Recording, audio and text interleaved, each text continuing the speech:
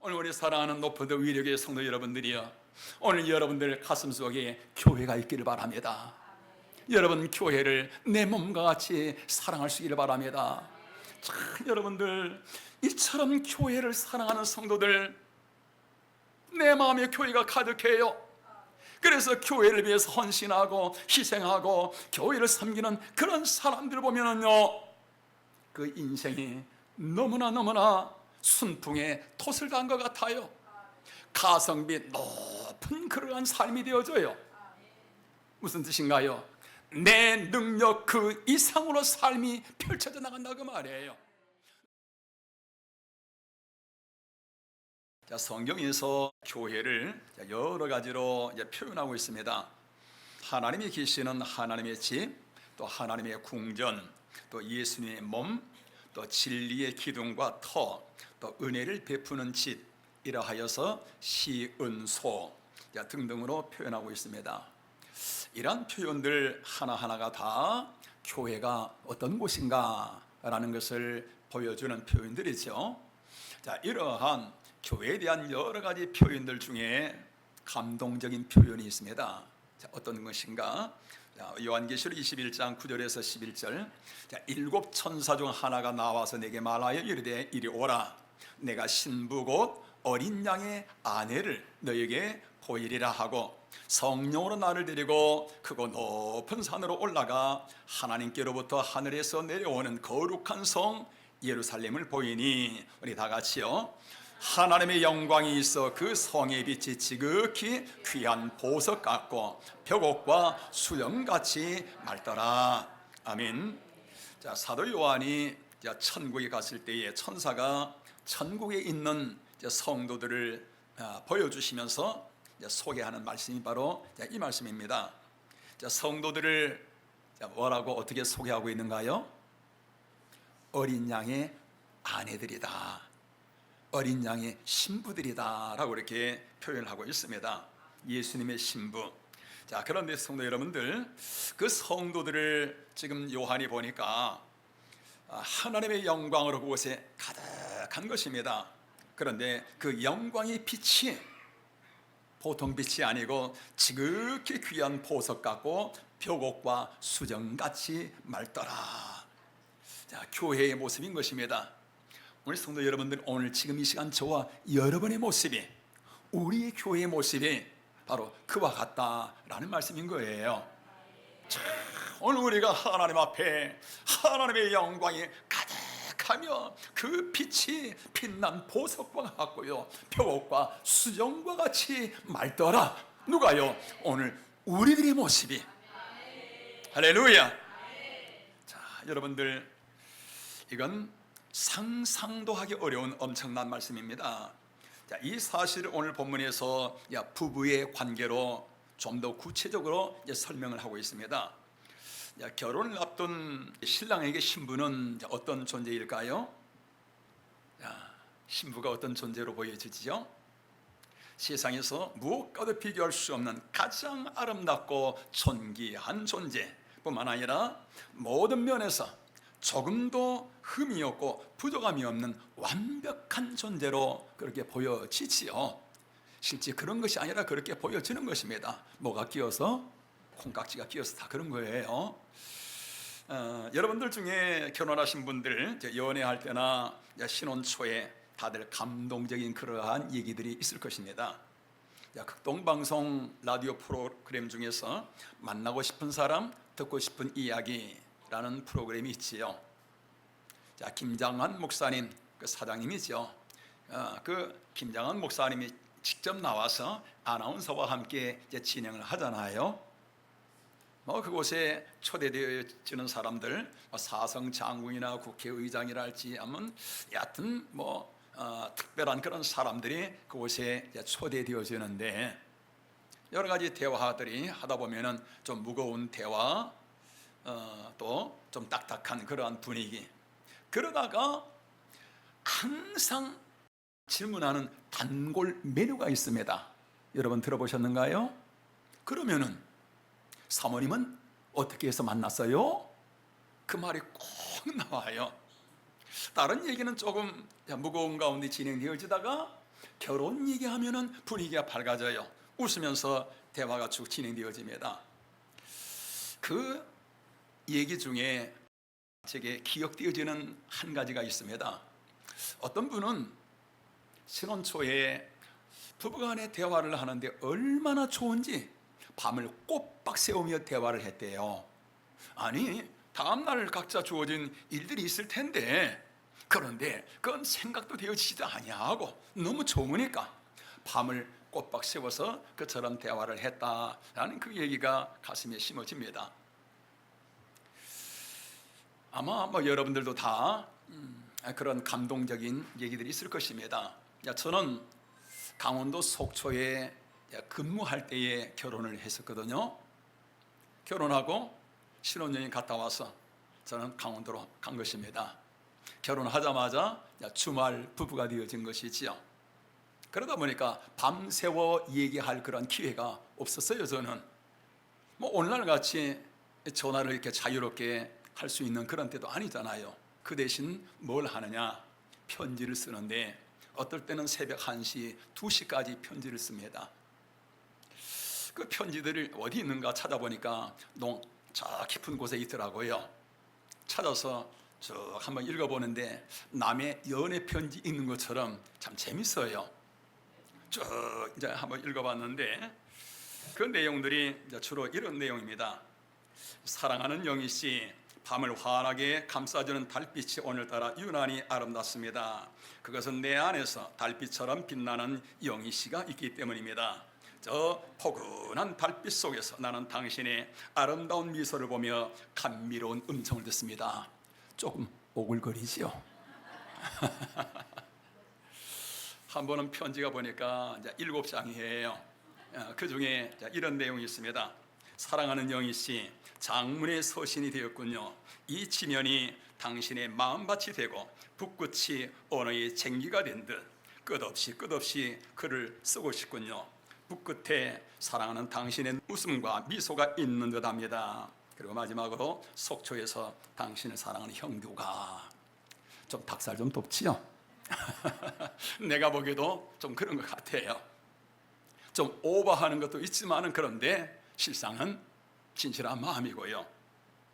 아마 여러분들도 신혼 초에 거의 다 이러한 감동적인 이러한 일들이 다 있을 것입니다. 그래서 결혼하면은 모든 신랑에게 공통점이 있습니다. 이 세상에서 자기 신부보다 더 예쁜 사람 없어요. 자기 신부보다 더 귀한 것은 이 세상에 없습니다. 이 세상에 무엇보다도 내 신부가 가장 위대하고 존귀하고요. 그래서 신부는 봐도 또 보고 싶고요. 또 생각나고요.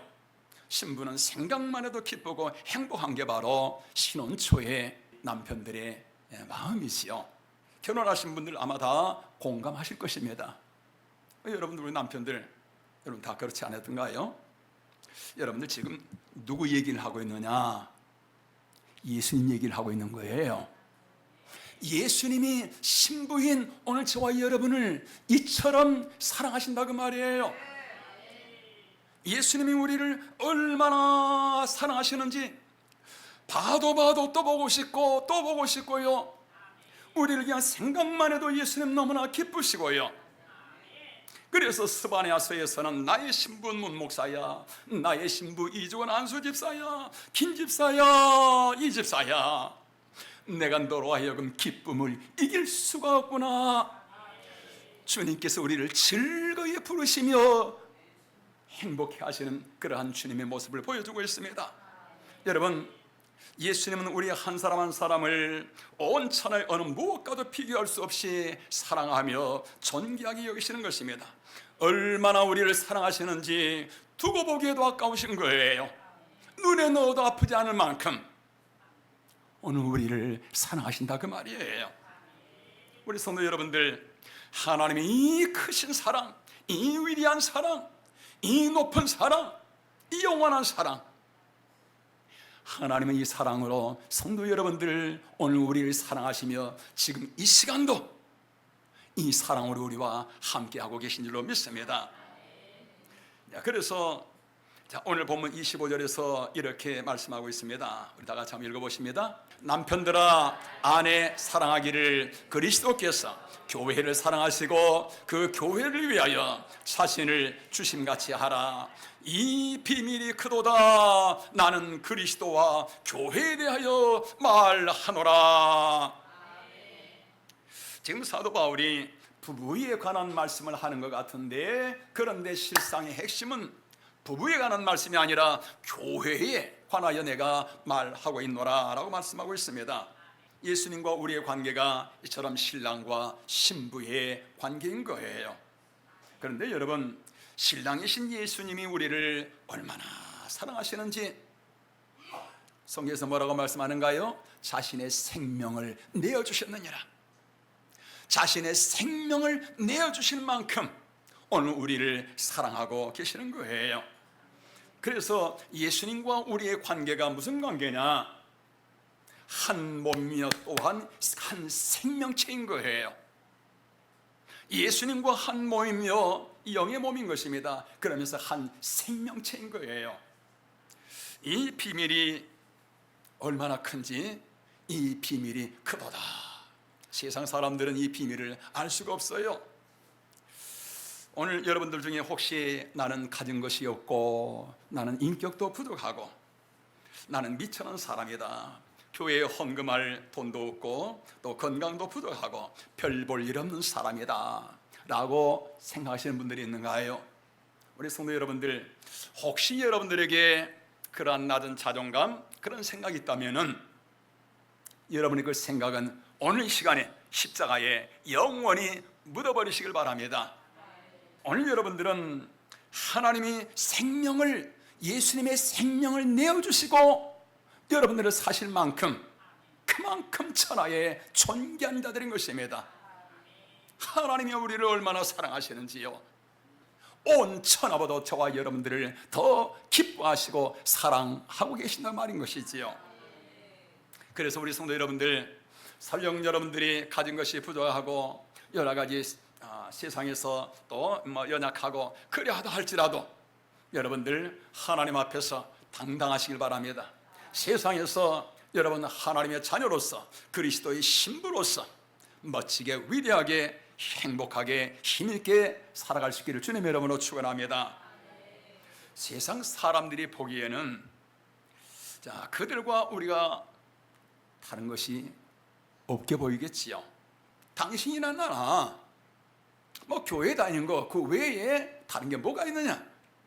하루에 밥 3끼 먹고 같이 세상 사람들처럼 이렇게 살아가고 다를 게 뭐가 있느냐? 그런데 성도 여러분들, 다를 게 뭐가 있느냐가 아니고 전혀 다른 것입니다. 세상 사람들과 우리는 어느 정도 다른가? 하늘과 땅만큼, 비교할 수 없을 만큼 차이가 나요. 여기에 대해서 어느 농부의 얘기를 한번 하고 싶습니다. 어느 농부가 산에서 백조알을 발견합니다. 그래서 자기 집에 가져와서 닭이 품고 있는 알 속에 넣어둡니다. 그래서 때가 되자 백조와 병아리가 태어났는데 친구들처럼 이들이 잘 같이 사이좋게 지냅니다. 그런데 백조는 점점 커가면서 자기 친구들과 자기가 다르다는 것을 느끼기 시작해요. 먹는 것도 다르고요, 노는 것도 다르고요, 말하는 것도 삐약삐약 소리가 자기에서는 안 나오고요. 그리고 자기 동료들은 땅만 바라보면서 살고 있는데 자기는 땅보다도 하늘을 바라보면은 왠지 가슴이 쿵덩쿵덩하고 가슴이 설레는 겁니다. 그러면서 희한하게 날개에 힘이 생겨요. 그러다가 어느 날 자기와 똑같이 생긴 새가 저 하늘을 멋지게 날아가는 모습을 봅니다.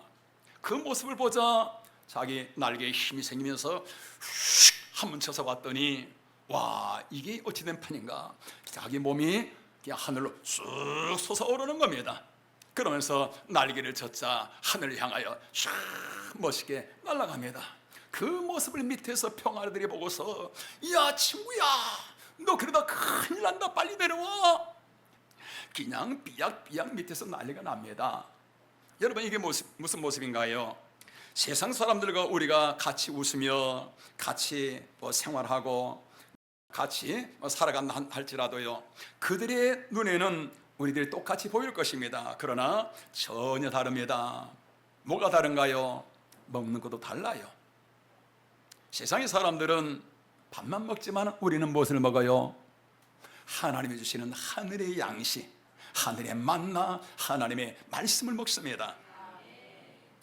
세상 사람들은 썩은 양식인 술을 마셔요. 그러면서 술에 취하고, 그런데 오늘 우리는 무엇을 마셔요? 우리는 성령을 마시며 새 술에 취하는 것입니다. 세상 사람들은 썩은 노래를 불러요. 인생의 어떤 그런 아픔, 그런 것을 노래해요. 그런데 오늘 우리는 무엇을 노래하는가요?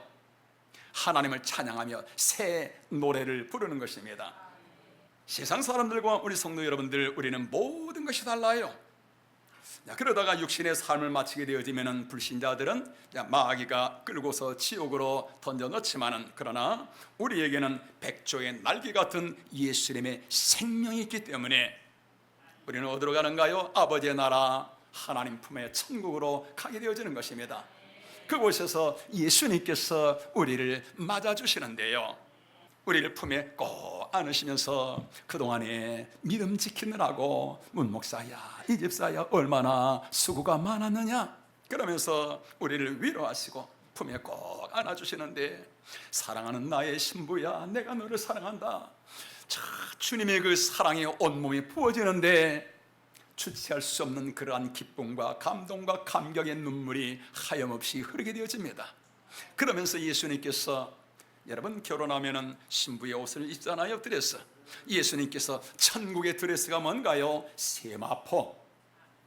자, 세마포 옷을 입혀주시며, 그리고 신부들 머리에 뭐 쓰잖아요. 그게 뭐예요?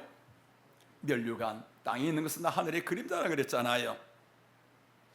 예수님께서 신부된 저와 여러분들에게 면류관을 머리에 씌워주시고 세마포를 입혀주시고, 자, 그럴 때에 옆에 있는 수많은 성도들이 우리의 형제자매가 신앙생활에 승리하고서 돌아왔다 하면서 환호와 함께 박수 치면서 환영을 하는 것입니다. 여러분들, 이 모습이 뭐냐? 이게 바로 요한계시록 21장의 말씀인 것입니다.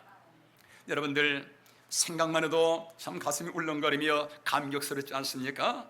그래서 이 비밀이 크도다. 이 비밀이 크도다.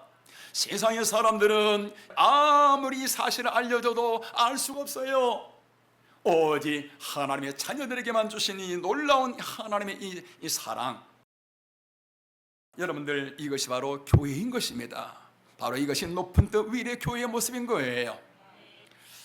세상 사람들이 보기에는 교회에 아무것도 보이지 않습니다. 그런데 여러분들, 이 교회는 지극히 거룩하고 영광스러운 곳입니다. 예수님의 몸이며 곧 하나님이 계시는 하나님의 성전인 것입니다. 그래서 오늘 본문 26절, 27절, 자, 이렇게 말씀하고 있지요.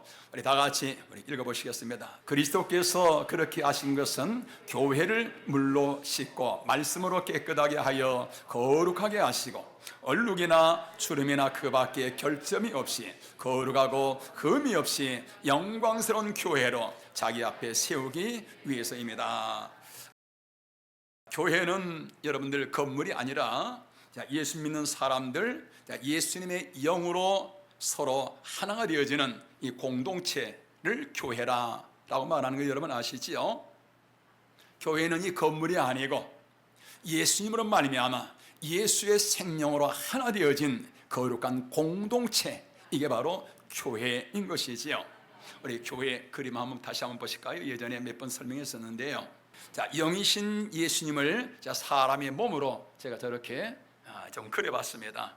저 그림과 같이 저기 보면은 초집사, 강집사, 박집사, 정집사, 한집사, 여러 사람들이 다 예수님의 한 지체가 되어진 거예요. 예수님의 한 몸이 되어진 것입니다. 예수님과 한 영이 되어진 거예요. 예수님의 영이 우리 안에 있기 때문에, 오늘 여러분들 한 사람 한 사람 안에 예수님의 영이 있기 때문에 이처럼 예수님과 한 영적인 몸이 되어진 것입니다. 예수님과 한 몸이 되어진 이 공동체, 이것을 교회라라고 이렇게 말하는 것입니다. 예수님과 한 몸이 된 이곳이 바로 교회라, 그 말이에요. 이름들을 붉은색으로 써놨는데, 자, 무슨 뜻일까요? 예수님의 피가 흐르고 있다, 그 말이에요. 여러분들, 누구든지 교회 안에 들어오면은, 교회와 하나 되어지면은 예수님의 피가 우리 안에 흐르잖아요. 예수님의 생명이 우리 안에 흐르고 있잖아요. 그렇기 때문에 우리들의 어떤 죄, 태산 같은 죄 가운데 있단 날지라도 교회 안에 들어오면은 예수님의 보혈의 죄 사함의 피가 흐르면서 모든 죄가 흔적도 없이 다 사라져 버려요. 그러면서 예수님의 생명으로 충만하게 되어집니다. 예수 믿기 전에 세상 속에 있을 때 우리 안에 미움과 시기, 질투, 낙심, 또 원망, 혈기, 또 다툼, 악한 마음들, 이러한 마음들이 예수님의 생명이 우리 안에 흐르면서 다 나도 모르는 사이에 사라져 버려요. 그리고서 우리 안에 예수님의 마음이 임해요. 사랑이 임합니다. 기쁨이 임해요. 감사가 임해요. 소망이 임해요. 평안이 임해요. 권세와 능력이 임합니다. 바로 예수님의 한 몸이요 지체요 생명력 넘치는 삶이 되어지지요. 그래서 우리 성도 여러분들, 교회를 사랑하는 사람들, 교회를 사랑하는 가정들, 교회를 사랑하는 그러한 나라들, 여러분들 한번 보시지요. 나라들이요, 그런 가정들이 하나같이 밝아요. 깨끗합니다. 힘이 있어요. 하나님의 생명이 흐르기 때문에 하는 모든 일들이 다 힘이 있고 잘 되어집니다. 세계에서 가장 행복한 나라들 보면은요, 그 상위에 있는 나라들이 다 어떤 나라들인가? 다 기독교 국가들이에요. 나라의 60%, 70%가 다 교회 다니는 사람들입니다. 성당에 가든지 교회든지. 주일이 되어지면은 세상의 모든 거 다 내려놓고 하나님 앞에 나가서 하나님 찬양하고 예배하고, 세계에서 가장 행복한 나라들은 다 그런 나라들이에요. 룩셈부르크 1인당 국민소득 2년 전 데이터를 보니까 13만 7천 불이더라고요. 우리나라는 지금 한 3만 5천 불 정도 되잖아요. 13만 7천 불. 자, 여러분, 이건 어마어마한 것이죠. 그래서 국가에 내는 세금과 비교할 수 없이 국가로부터 혜택을 받아요. 그 나라를 보니까 전 국민이요 90%가 아니라 100%가 기독교 국가예요. 전 성도가 다 주일이 되어지면은 교회 아니면 성당으로 다 갑니다. 하나님 앞에 가서 한 주간의 잘못된 것들, 죄를 회개하면서 하나님 기뻐하며 찬양하며 온 나라가 이처럼 하나님 앞에 나가서 예배하고요. 그러다 보니까 온 나라가 교회인 거예요. 온 나라에 하나님의 생명으로 충만하지요. 그러다 보니까 세계에서 가장 범죄율을 한번 검색을 해봤더니 가장 낮은 나라, 범죄율이 거의 없다시피 한 나라, 두 번째 순위가 바로 이 룩셈부르크입니다. 하나님의 생명으로 가득한 거예요. 하나님의 은혜가 가득한 거예요. 성도 여러분들, 이처럼 교회와 하나가 되어지며 교회를 사랑하는 그러한 가정들, 그러한 기업들, 그러한 나라들은 하나님이 그 모든 삶 속에 함께 하시며 하나님이 도우시며 인도하시며 하나님이 그 모든 것을 이끌어 가시는 것입니다. 이건 성경을 봐도 그렇습니다. 이스라엘 역사를 보면은 그들의 역사 속에서 최고의 전성기, 최고의 황금기가 어느 때였었지요? 온 백성들이 우상을 다 버려버리고, 그리고 주일이 되어지면은, 안식일이 되어지면은 하나님 앞에 나가서 하나님을 찬양하고 하나님을 기뻐하고 성도들에게 교제하고 온 나라가 이처럼 하나님 안에 거하게 되어질 때에 그 나라의 지경이 넓어져요. 주변 나라가 침입해 들어오는 것이 아니라 주변에 그러한 강한 나라들이요 오히려 조공을 바쳐오는 것입니다. 나라의 태평성대가 이루어져요.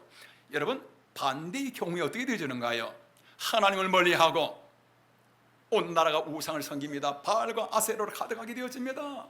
그러면 여러분, 나라에 기근이 임하고 전염병이 일어나고 전쟁이 일어나고 온 나라에 환란이 가득하게 되어집니다. 수천 년 역사 속에서 보여주고 있는 내용인 거예요. 왜 그런가? 여러분, 교회는 이 땅에 계시는 하나님의 집이고, 그리고 하나님이 온갖 은혜를 베푸시는 시은소. 교회는 예수님의 몸인 거예요. 하나님의 은혜를 베푸시는 시은소인 거예요. 그렇기 때문에 교회와 하나가 되어지면은 모든 것이 다 살아나게 되어져요. 교회와 하나 되어지면은, 교회 안으로 들어오면은 신령이 살아납니다. 삶이 살아나요. 기업들이 살아나는 것입니다. 무너져가는 가정들이 다 살아나게 되어집니다. 국가가 살아나게 되어지는 거예요. 다음 주일은 예수님이 승천하시고 오순절날 성령이 오셔서 이 땅에 교회가 세워진 날입니다. 맥주감사절은 성령이 오신 오순절 날이지요. 그리하여서 하나님이 우리에게 교회를 주셔서 교회를 통하여 만 가지 은혜와 복을 나누신 날이 바로 맥주감사절인 것입니다. 그렇기 때문에 하나님의 그 크신 은혜와 사랑에 감사하여서 다음 주일을 우리는 교회 사랑주일로 지키고 있습니다. 우리 성도 여러분들, 오늘 여러분들은 교회를 어떻게 사랑하고 계시는지요? 우리 성도들 보면은 참 교회를 다들 참 이 모양 저 모양 사랑하고 섬기시는데, 그런 가운데 우리 권사님들은 보면은 교회의 사랑의 마음이 참 깊어요. 성도들을 섬기며 힘을 다해서 또 헌금하며, 어제도 보니까 성전 바닥에 얼룩이 졌다고 더운데 혼자 청소하러 옵니다. 그런 마음은 아무에게나 생기는 마음이 아니고 하나님이 주시는 마음인 거예요. 어떤 청년은 허름한 시골 교회를 다니는데 비가 오자 천정에서 흙탕물이 들어옵니다. 마음이 너무 아파요.